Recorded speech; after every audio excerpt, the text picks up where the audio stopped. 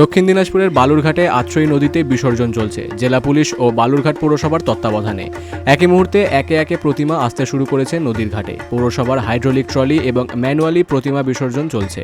ফুল বেলপাতা আলাদা স্থানে সংগ্রহের ব্যবস্থাও করা হয়েছে। পাশাপাশি নদীতে প্রতিমা বিসর্জনের সাথে সাথেই তুলে ফেলা হচ্ছে সেই প্রতিমা।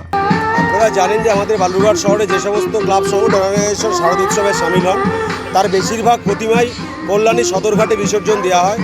তো আমাদের আজকে এই দশমীর দিনে একেবারে কল্যাণী ঘাটে আমরা ঠিক দুপুর 2টো থেকে সমস্ত প্রতিমা বিসর্জন দেওয়ার জন্য যে হাইড্রোলিক ট্রলি রয়েছে সেই হাইড্রোলিক ট্রলির মাধ্যমে আমাদের প্রতিমা বিসর্জন চলছে, পাশাপাশি ম্যানুয়ালি চলছে।